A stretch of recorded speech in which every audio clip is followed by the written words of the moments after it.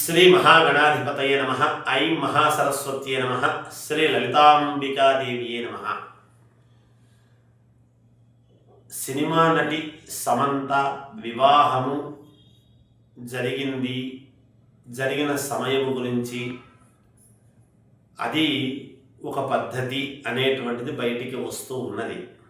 అయితే దీని వలన ఎలా ఉంటుంది అని ప్రశ్న అడగడం జరుగుతున్నది.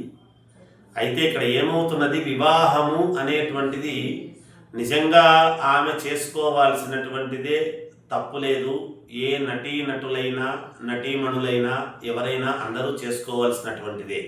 కానీ కొంతమందికి ఎవరు ముహూర్తాలు పెడతారో, ఎవరు నిర్ణయము చేస్తారో ఏమిటో తెలియదు. కానీ మరి ఇప్పుడు జరుగుతూ ఉన్నటువంటిది ఏమిటి, మనకు సమయం ఎలా ఉంది అనేటువంటిది కనుక ఒక్కసారి చూసుకున్నట్టయితే మౌఢ్యమి అనేటువంటిది ఉన్నది. మౌఢ్యమి అంటే ఏమిటి? శుక్రమౌఢ్యమి కావచ్చు, గురుమౌఢ్యమి కావచ్చు. అంటే శుభకార్యాలకు పనికిరాదు అని. ఎందుకు? వివాహకారకుడైనటువంటి శుక్రుడు, అలాగే జీవితంలో జాతకంలో గురువు యొక్క అనుగ్రహం రెండూ కావాలనుకునేటువంటివి. మిగతా గ్రహాల యొక్క అనుకూలతలు కూడా చూసుకోవాలి. మరి ఈ మౌఢ్యమి అనేటువంటిది ఉండేటువంటి దాంట్లో ఎలా చేసుకున్నారో తెలియదు. అయితే వాళ్ళు బాగుండాలని కోరుకోవటంలో మనము తప్పు లేదు. ఏదైనా సరే జరిగింది బాగుండాలి అనేటువంటిదే మనం కోరుకోవాలి. ఎందుకంటే ఒకసారి వివాహం అనేటువంటిది అయిన వ్యక్తికి ఏ కారణము చేతనో, కొన్ని కారణాల చేత ఆమె కొంత వ్యవస్థ దూరమై మళ్ళీ రెండవసారి అన్నప్పుడు అదైనా బాగుండాలి. జీవితంలో ఎవ్వరైనా ఏ వ్యక్తులైనా మాలాంటి వాళ్ళము సర్వేజనా సుఖినో భవంతు, లోకా సమస్త సుఖినో భవంతు అని చెప్పేటువంటి వాళ్ళము కాబట్టి అందరూ బాగుండాలి అనేటువంటి కోరికతో చెప్పేవాళ్ళమే. అయితే ఏదైనా సత్యము అనేటువంటిది ఒకటి ఉంటుంది.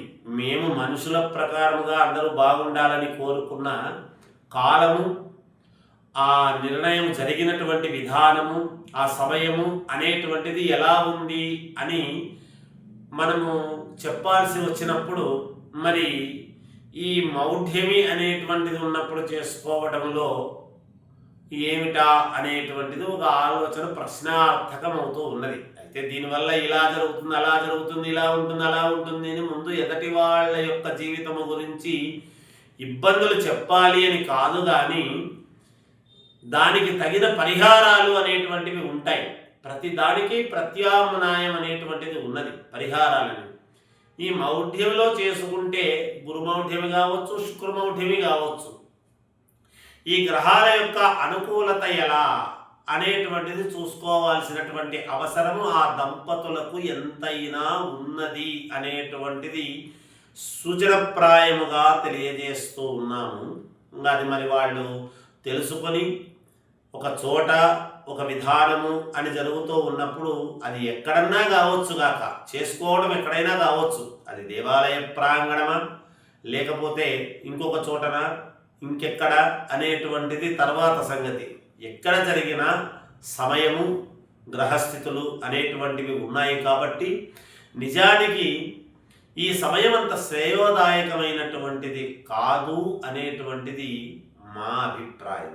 అయితే వాళ్ళ జీవితము బాగా ఉండాలి, యోగవంతముగా ఇదైనా ఆమె కలకాలము జీవితాంతం సంతోషముగా ఉండాలి అని కోరుకుంటాము. జయోస్తు.